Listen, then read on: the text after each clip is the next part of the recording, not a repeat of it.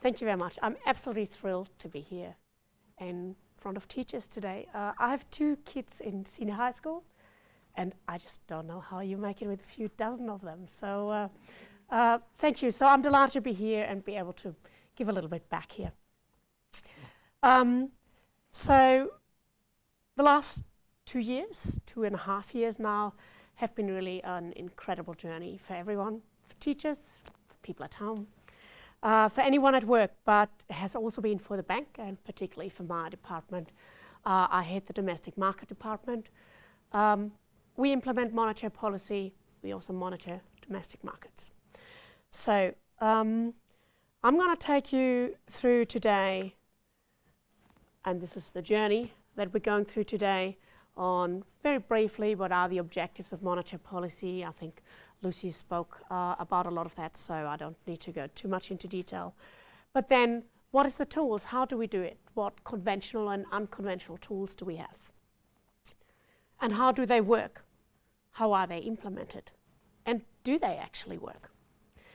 And I will walk you through more the theoretical part, the in-principle part, but I'll use the example of the RBA's policy package that was implemented in 2020.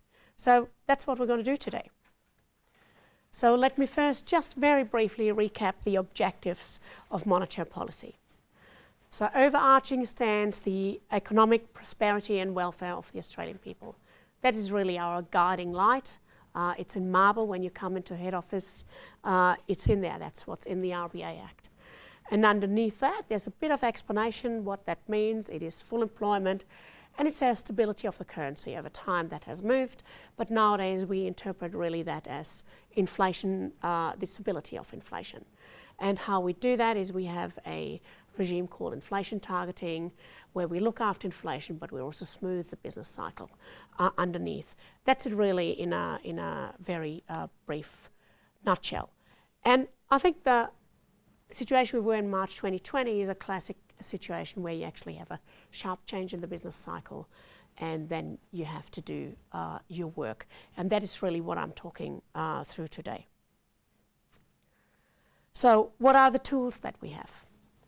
So we have conventional and unconventional tools, and as Jackie alluded already, the package that we implemented in March 2020 had both.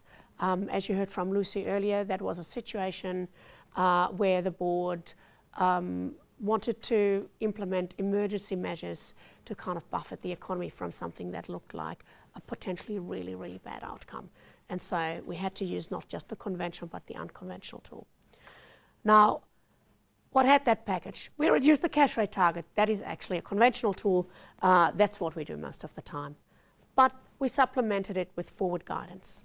We introduced a yield target for 3-year Australian government bonds. We had a bond purchase program that was introduced later in 2020. And we also introduced a term funding facility.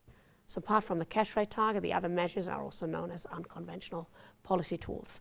Other central banks had started them actually, quite a lot of them during and after the GFC. We've been a bit late to the party in that sense because we had enough scope to move on the conventional target back then. So how do they work?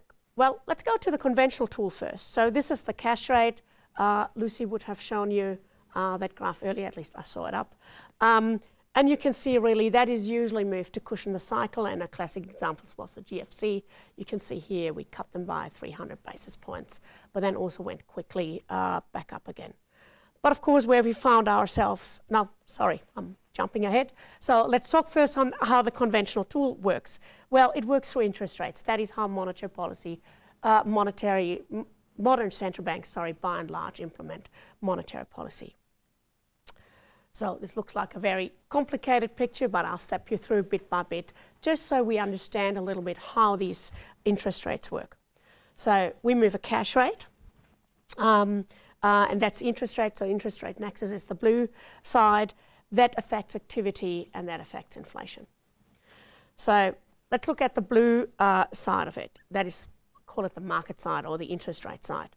So we have the cash rate. The cash rate is a very short-term interest rate. It is an overnight interest rate between banks, so that's about as short as it gets. But when we move that, it affects other interest rates. First are the market interest rates. A very important one is the bank bill swap rate in Australia because it's instrumental for the funding costs of the banks. And we have a very bank-based system. So if you affect other interest rates, you typically go through the banks. You get a lot of the financial system through that. So the cash rate goes into the other short-term rates, and then through the funding costs, ultimately it reaches the interest rates faced by borrowers and savers. That is the blue rim, and to some extent that's kind of my area of expertise to some extent.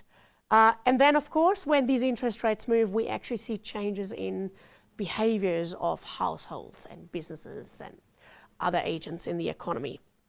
And that is the green part. So basically these interest rates affect the consumption and investment decisions by households and businesses, and thereby economic activity. And we have a few channels here. You can see it's the saving and investment channel, and I think you would have all would be on top of that, how the interest rates affect a decision between consuming now or consuming later, and the same for companies, the incentives for them to do investment. There's also the cash flow channel. That really just means if you have a mortgage at home and you've got a variable rate mortgage, what will happen is actually interest rates get cut. It means the interest rates get lower. It frees up money immediately. That's the cash flow channel of monetary policy. Then we have asset price and wealth channel. They are a bit slower moving, but these interest rate decisions have actually effects on asset prices. And again, those have effects on consumption, but also on firms as to whether they, for example, raise equity. And the last one was also there's an exchange rate channel. We are an open economy, and actually where the money flows and how the exchange rate moves actually does depend on interest rate differentials. So there's a lot of channels walking through, but they all work into the economy and affect activity. And then ultimately, with the activity, you can get then the effect on inflation. What we also have, and you see that at the bottom, is inflation expectations. So we have that cyclical element on inflation, but we also have inflation expectations that are a really, really important determinant of long-run inflation, and that actually feeds back into the nominal prices in the financial market. So there's a bit of circularity going on there as well that we have to take into account. But that's really how it works. Starts at that blue bit and goes to the green part of the description. I just took a bit time here because I think it's really fundamental to understand why central banks move interest rates in order to control that. So how do those individual tools I just mentioned work?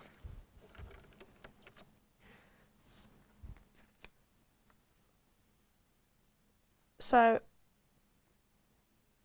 I will talk through the cash rate in a second, or I told you the blue and the green thing that you saw earlier, but when you look at unconventional tools, it turns out they actually don't work so fundamentally differently. We have the cash rate target, we have the forward guidance, the yield target, and the bond purchase program. They actually all work through these interest rates as well. They work for what's known as the risk-free rate. So yes, they're unconventional, but in terms of their transmission, they are actually quite like conventional ones. There's another one, the Term Funding Facility, get to the end, works slightly differently, but also that one works through interest rates. So let me step back and introduce the yield curve. This is actually, often people say the yield curve is a risk-free rate, but what is a yield? The yield is a return on a bond.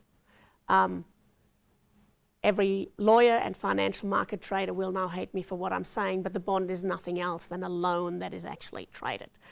That's what you, in essence, can think of it. It is legally a different construct, but it is, you give someone money in exchange for what's typically a fixed income stream, and a few years later when the bond matures, that money goes back.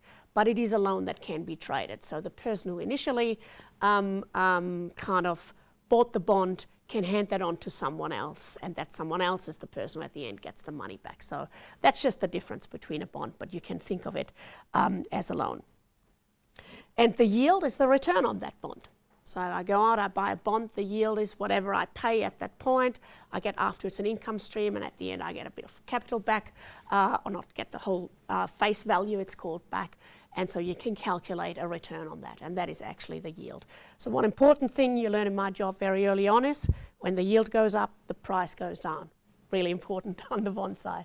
I'll talk through that, but just bear that in mind, that that's how the relationship is. So here's the yield curve, and the yield curve is a return on a bond. Now, if you had a instrumental bond that was very, very short run, it would pay you just the cash rate. It's an overnight bond. They don't really exist, but that is what the return would be. The risk-free side of that, and then you might have a credit spread, but this year, let's talk just about the risk-free one. Now, when you have a bond that goes longer, or a loan that goes more than overnight, then it is really the accumulation of the return you get over that period. So it is the return you get over a period of 1 year, or 3 years, or 5 years. And of course, some bit of that is actually what you get overnight. It gets accumulated up. This becomes quite important. So what is important because of that is that it moves up and down with a cash rate and what's known as term risk. So it's a cash rate, the overnight, and then there's term risk, that is the risk that things move because you've lent someone the money for longer. This curve that we've seen here that goes from overnight to 1 to 5 to 10 to 30 years, it's called the risk-free curve. So there is no credit premium in there, but it is that rate of return you would have on a bond that has no risk of that maturity. And that's a really important curve. It underpins all the interest rates in the economy. There's everywhere somewhere a risk-free interest rate that you're matching, and then you get different credit premium and other premium on it. And so it's a really important construct. And so by moving this yield curve up and down at different points, you actually do affect the other interest rates. And that is the principle that is underlying those unconventional measures. So let's go here. So this is how it works when we just move the cash rate. When we just move the cash rate, what tends to happen is the very short end of this yield curve moves up or down with the cash rate. But actually the longer ends move out a little bit as well, but a little bit less so. One of the reasons for that is that if I move my cash rate higher today or lower today, it's likely that it is also lower tomorrow or higher tomorrow. So there's an expectations effect built in. That is one of those. There's some other effects as well, but I think that's the easiest one to understand it. And that is really how the conventional policy works. You move that yield curve up or down, that risk-free yield curve, and with that, all the other interest rates. So let's go to forward guidance. So forward guidance is essentially a explicit statement by the central bank that we are expecting the cash rate to be lower for a longer period of time. Quite often you say the period or you have a condition around this, and in March 2020 we said, well, actually, given the outlook, we think it is highly unlikely at the time that the cash rate would actually be moved higher from where it was until 2024. That was a form of forward guidance. They take different forms. And what you can see on the forward guidance, of course, what that happens is, well, you've just said the cash rate is likely to stay lower for that period of time, so it flattens that yield curve for those 3 years. So you get the risk-free rates over that period, whatever the period is you have had in your forward guidance is going to be lower. So rather than just shifting up and down, you can see the front is kind of a bit lower than that. That is what forward guidance does. Now, you can have explicit forward guidance in words, and that is about future cash rates. But what happens also is the other package that we implemented at the time, they were mutually reinforcing that forward guidance. So let's turn to asset purchases. And there's two types. There's one type where actually you say, I'm trying to achieve a certain target for this asset, and these were government bonds. That was our yield target. So on this one, actually we said, look, we're actually prepared to buy government bonds as is required in order to keep the yield down on that, to keep the yield lower on that for that yield target, which was 3 years. And that means also you have the yield curve basically flatten up to that target term because the cash rate is pinned down at that same rate as well. So the risk-free rate, again, over that yield target would be low, without all the other interest rates in the economy that are tied up to that maturity are low. Now, the other one is a quantity. So that's the bond purchase program. So rather than saying, I'm trying to achieve a certain yield, what you're saying is, look, I'm going to buy bonds, government bonds, in a certain quantity, over a certain maturity. We bought between 5 and 10 years. And of course, well, there's additional demand in that market for a given supply. The price will go up, yield will go down. Remember, price up, yield down. And that's how the bond purchase program works. So rather than indicating the price, you actually do it through the actions of having more demand than additional demand in that market. But again, you find that the yield curve lowers, the risk-free yield curve lowers over the term. All the interest rates that hang off that risk-free yield curve will go down as well.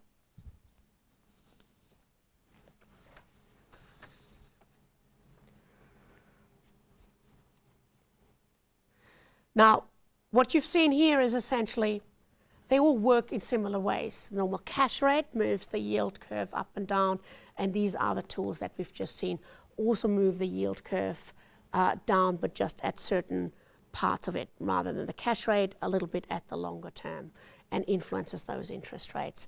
And that's what I wanted to make clear with that first panel you saw with the blue and the green. It works the same way. It's just that certain interest rates get affected, but the transmission is actually not that unconventional. We had an additional tool, which is a term funding facility for the banking system. The term funding facility for the banking system was essentially we provided 3-year funding at a very low rate, that was the cash rate, to be drawn by the banks. So all banks are counterparties to us, could come and get that funding, but there was a quantity limit on it, which you provide a certain amount that was related to the credit outstanding that they had. And we made additional funds available if those banks increased business lending over the period, particularly for small and medium-sized businesses. It was felt that actually that's the kind of lending that was, in the initial phase, particularly important because of the health restrictions. It was clear that there's quite a number of businesses that might need that additional help. And so you wanted to up that part of the economy. So it therefore doesn't work on the risk-free curve, but it works actually through that specific sector, the banking sector. And it makes the funding for the banking a bit lower, allowing them to reduce the rates they charge to borrowers. So again, it's an interest rate channel, but you're there with a term funding facility. You do a specific type or specific sector of interest rates that you're targeting with that. So those are really the various tools we had, and I can't repeat it often enough. We work through interest rates in the modern economy. Even though we do quantities, it is actually that interest rate channel that is of interest. So how do we implement those tools? So here's the conventional one. That is just the cash rate, the cash rate target. It got as low as 0.1. So how does it work, or how do we do it? So the board changes. I can tell you that basically a day and a bit later, the cash rate typically has moved. So let's talk about first what the cash rate is to understand how we do that. So this is the cash market. The cash market is an interbank overnight market. So it is actually interest rate for funds that banks lend unsecured to each other overnight. It's a closed system. You've got to be a bank to be in that market. But what's happened, it's essentially a payments, it's a very short-term payment system. So how does that market work? The banks hold accounts with the Reserve Bank. That is the payment system in Australia. And when, I don't know, you pay her for something, your bank will transfer an amount of money to her bank and her account. And the way that happens is actually the bank transfers money from their exchange settlement account with us from one to the other. It's a closed system. There's a closed supply in there. And that's quite important for us to be able to do that. So every evening, the banks find that they have, because of these cash payments that happen every day, I think it is about 180 billion. If it's not, it gets edited. That flows through that system every day between the banks. That is really a big, great washing machine. And so at the end of the day, what happens is that some banks find actually we're a little bit short of funds to square up for these payments flows per day. And so they go into interbank cash market to borrow from another bank. Other banks find them a bit long. That's what the cash market is. So every evening, you weigh up demand and supply in that. But the quantity in that market is actually those ES balances that sit in that system of the accounts we have. And it is a fixed supply. And what the Reserve Bank can do is we can actually affect the supply through what's known as open market operations. So we used to run them every morning. We assessed whether the system as a whole might be short or long, but usually short of some funds. And then we do an open market operation where banks could come and bid for those funds in the morning.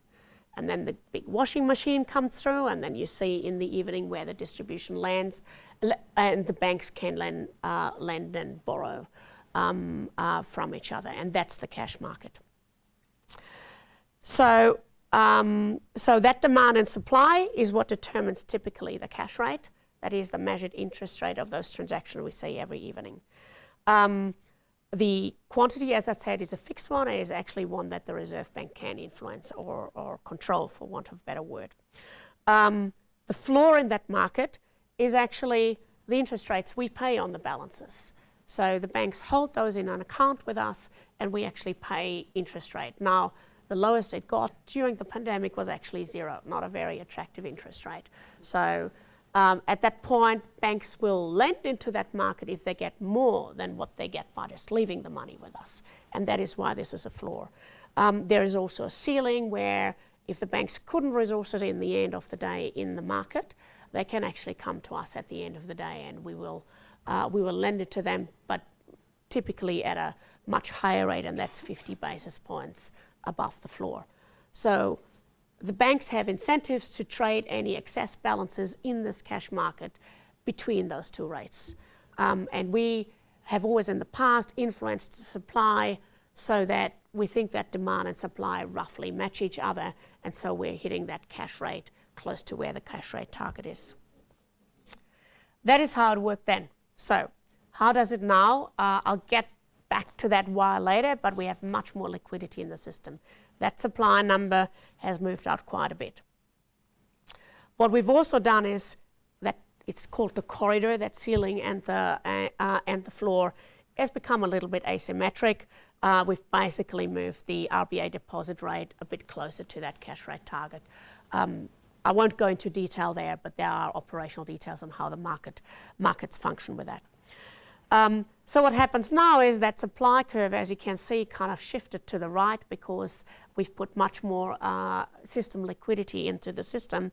And what happens then is banks actually would like to trade those ES balances away because a lot more banks end up in such a system with excess balances in the evening. And what you then see is that the cash rate actually drops below the cash rate target, but stays a little bit above the floor of the corridor. And that is what I've seen. The cash rate over the past 2 years has gotten as low as, so the cash rate target got as low as 0.1 with a floor of 0, and the cash rate dropped as low as 0.03, so that's 3 basis points. It's now roughly in the middle between the floor and the cash rate target. So that is really how we implement the cash rate. And that's a system that's been long in place. And because we basically just move that deposit rate and that lending rate, the floor and the ceiling, up when the board makes a decision, those incentives move up the next day. So how do you implement forward guidance? As I said earlier, it is an explicit longer-term guidance on a low cash rate. It's typically conditional on achieving the objectives. Central banks don't say no matter what this happens. They say, look, given the outlook, we don't think that the board will, or we don't expect that the board will be in a position to change the cash rate. That is how forward guidance typically looks. We had 3 years. That was the expectation initially from the forecasts, how long you'd be in that situation. Recall that the outlook was very dire at the time. It works. As I mentioned earlier, it was reinforced with unconventional policy tools. So put the money where the mouth is. For the yield target, it was actually 3-year Australian government bonds. The reason for that is it aligned actually with our forward guidance, but also a lot of the funding in the economy is done at the 3 years in Australia. We bought bonds as required to achieve the yield target that were around 30 billion after August 2020. Before that, it's a bit trickier to disentangle the yield target purchases perfectly. We bought those in the secondary market with an auction. So that's very important. Secondary market, it means we don't buy them at issuance directly from the Australian government bond, but we buy them second-hand by someone who's bought them from them. We want to influence that market price. We don't want to finance the government directly. So all the bonds that we bought are bought on the secondary market for that reason. What we end up is we have bond holdings. They will hold the price lower. They will hold the yield lower, the price higher. For that reason, as long as we hold them, because there's less supply out there. But they also create ES balances. So when we buy those bonds, we pay for them by creating new ES balances and therefore increasing the system liquidity. How did we implement the bond purchases? Similar principle, but we had a fixed quantity that we bought at scheduled auctions at a regular pace, and we targeted that 3 to 10 year maturity or 4 to 10 year maturity bucket. Again, there's a signaling channel in terms of expectations for the cash rate for the whole package to work together. There's also what's known as a portfolio balancing channel, where actually these purchases, someone who sells us a bond will go out and buy something else for it, typically invest in something else for it, and therefore lower the yields there as well. What's important for the bond purchases is actually the total expected purchases matter, and therefore often at the announcement the whole effect on those yields are priced in immediately. It's not the purchases itself that actually make the yield fall, because markets are forward looking. Again, there's RBA bond holdings there. We hold actually from all the programs roughly $350 billion at the moment, and they keep the yields lower because there's less supply out in the market, and also this one increased system liquidity. We pay with them by creating ES balances. How did we implement the TFF? We undertook collateralized loans with banks. Central banks don't do just straight loans. They're not really loans again, but think of it that way. But we typically take a security in for it, collateral that is, because we want to be secured if anyone defaults. And this product is called a repo. It's not actually a loan. You actually transfer the two assets, but there is a promise to transfer them back at the end of the repo. So you can think of it as a loan with a collateral in economic terms. So these were 3 years of those repos at a fixed rate. The rate was at the cash rate, and the banks had the allowance, as I said. As I said already, the banks chose when to draw them down. We get the collateral on our book for the time of the repo, and we increase the system liquidity. That is how we pay for it in the loan. It's kind of, we get the collateral, we pay by crediting the ES balances, and that will unwind as the repo unwinds. So this has been nearly fully taken up. So going through, did these tools work? Well, you can see here on the cash rate declined, and it declined below the target, as I explained. That is by design in the system when you increase the ES balances, and that actually affected the other market rates as well. And at the time, in March 2020, we wanted things to go as low as they could, and wanted interest rates to be as low as they could. So yes, this worked as designed for the cash rate, and you can see here the red line that's very close to the floor rather than at the blue line, which was the target, which it kind of had been trading around pre-pandemic. This is the bond yield target and the bond purchases. Those are the yellow lines. And again, you can see for the duration of that we ran the yield target, which we discontinued in November 21. That 3-year target yield, actually, that the red one, was trading pretty close to the target. So we think that worked actually as well. We didn't have to buy all that often. A lot of it happened actually with the announcement. We also purchased bonds on the bond purchase program that was introduced in November 2020. It's a little bit harder. You can see there that our holdings as a percentage of that market are now much more in line with other central banks who've done this for a longer period. So we had quite a sharp increase. It's a little bit harder to give you a metric of how that worked, but we have done econometric analysis, and it's quite clear that the yields were lower than they would have been otherwise in that target range. And then finally, the term funding facility. You can see here the yellow line is the rate on the TFF, and you can see that that was considerably lower than what, for example, bank bonds would have cost for banks, and that has lowered the bank funding costs. System liquidity also increased, and you can see here it's barely visible, but it used to be at about 2 to 3 billion every day, and it is at the moment just under 400 billion. So that is really an effect of all these measures that we implemented that also have an effect on ES balances. And of course, the overall picture is from the past, was it household lending and borrowing rates, and you can see they declined to all-time lows, and they declined by more than the cash rate target, particularly the business lending rates, because of these additional tools that we undertook. So finishing up, what happened as the economic outlook improved? Well, Jackie said, we're doing these now. We're not doing that many of them anymore. So the yield target for the 3-year Australian government securities was discontinued in November 21. Lucy talked you through that. The outlook actually changed quite rapidly through the second half of 21, and it just didn't align anymore with the outlook for the economy, so the board decided to discontinue that. The bond purchase program ended in February 21. Those holdings will stay on our books and gradually decline over the next 10 years. The 350 billion here is the all up.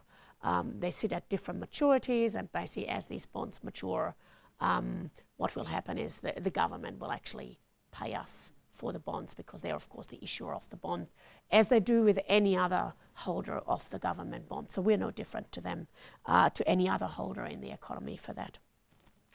The term funding facility closed since June last year. These were the 188 billion lent, and that will come off whenever the banks choose to kind of return the funds. But September 23 and June 24 is like when the big bulks are expected to run off. And the banks, of course, need to hand it back after 3 years. So we have a lot of stimulus and large ES balances from those unconventional measures in the system, and they will be there for a number of years, as you can see here. We've changed also our liquidity operations. We don't need to do them as frequently anymore with that amount of system liquidity, at least at the moment in the system. Now, you might wonder, Lucy talked you through, we raised the cash rate, you all know that. How did we do that? We've just had all these ES balances. The answer is, we did what we always do. Because this is really that cash rate corridor. Remember that floor that I explained to you? That is actually putting a lower limit on the cash rate. And that is what we did. That is what we did in May, that is what we did in June, and that is what we did this week. And so with that floor, it actually lifts the cash rate. It lifts where that interbank market is, and it works even with the large ES balances. It just means that the cash rate isn't right at the target. It is between the floor and the target, but it is at the moment actually a little bit above the middle. It's a bit closer to the target than it is to the cash rate. It's wherever the banks basically choose to agree on.